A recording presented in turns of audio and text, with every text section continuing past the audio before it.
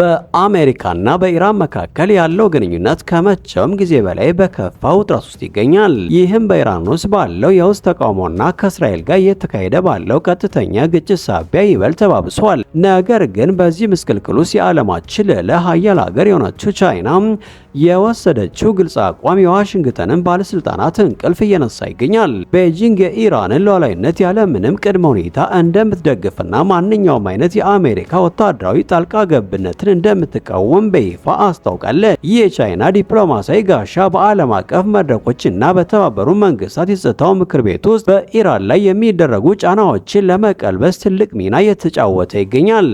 ይሁን እንጂ ትልቁ ጥያቄ ያለው ከዲፕሎማሲያዊ ንግግሮች በስተጀርባ ነው። በርካታ የጂኦፖለቲካ ተንታኞችና የምዕራባውያን የስለላ ተቋማት ቻይና ከቃላት ባለፈ በተግባር ለቴህራን ስትራቴጂካዊ ድጋፍ እያደረገች እንደሆነ እየተናገሩ ነው።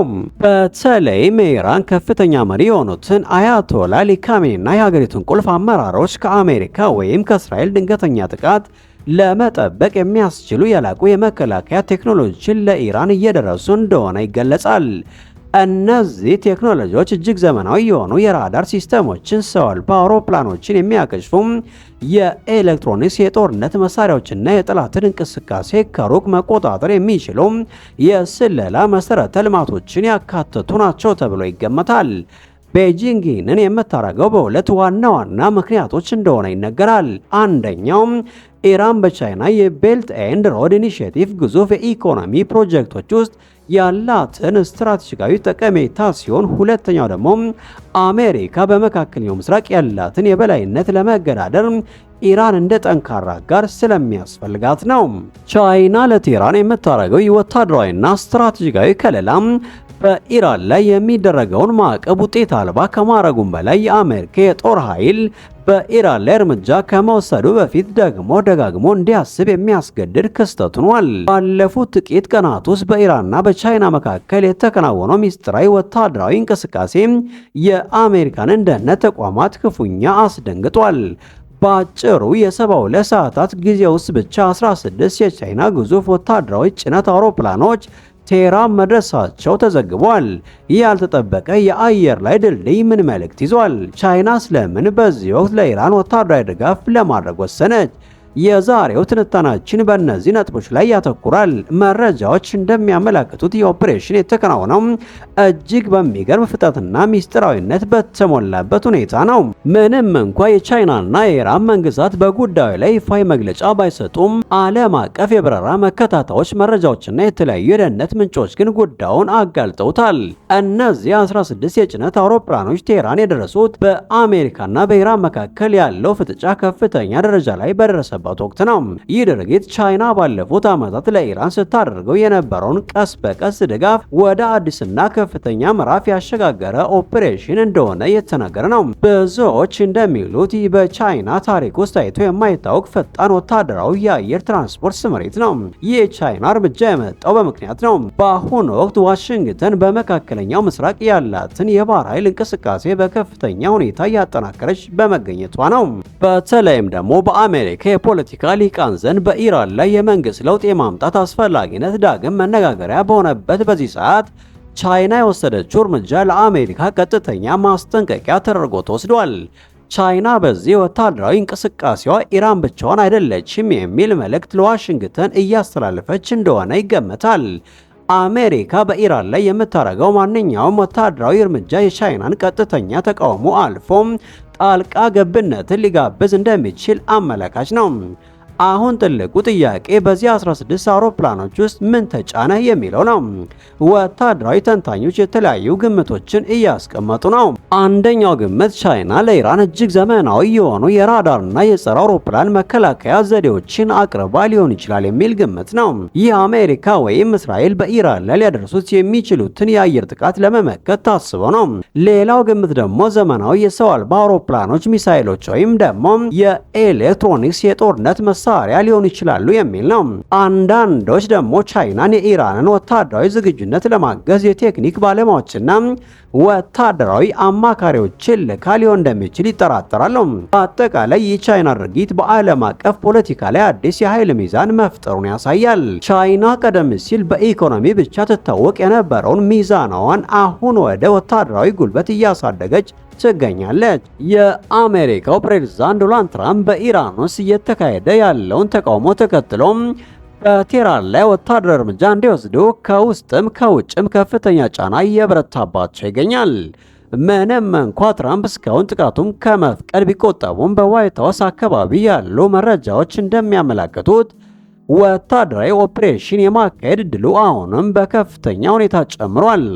ይሁን እንጂ ይህ ስጋት ከመካከለኛው ምስራቅ ሀገራት መካከል በእስራኤል ብቻ የሚደገፍ ሲሆን የተቀሩት የምዕራብ እስያ ሀገራት ግን ይህንን እርምጃ እንደ ትልቅ ቀጠናዊ አደጋ ይመለከቱታል። አብዛኞቹ የአካባቢው ሀገራት አሜሪካና እስራኤል በኢራን ላይ የሚሰነዝሩ ጥቃት የኢራንን መንግስት ከመቀየር ይልቅ መላውን ቀጠና ወደማያልቅ ትርምስ፣ የእርስ በርስ ጦርነትና ወደ አልባሌ ስፍራ የሚከት የታሪክ ስህተት ይሆናል ብለው ይሰጋል። ይህ ፍርሃት የሚመነጨው ኢራን ብትፈራረስ ሊከተል የሚችለው ስርዓት አልበኝነት ቀድሞውንም ደካማ የሆኑትን የጎረቤት ሀገራት ኢኮኖሚያዊና ፖለቲካዊ ስርዓቶችን የሚያናጋ ከፍተኛ የስደተኞች ፍልሰት ስለሚያስከትል ነው። በተጨማሪም በኢራን ድንበር አካባቢ የሚኖሩ እንደ ኩርድ፣ ባሎችና አረብ ብሔረሰቦች የመገንጠል ጥያቄ እንዲያነሱ በር ሊከፍት ይችላል። ይህ በተለይም ለጎረቤት ቱርክና ፓኪስታን የማይቆጣጠሩት የጸጥታ ቀውስ ይፈጥርባቸዋል።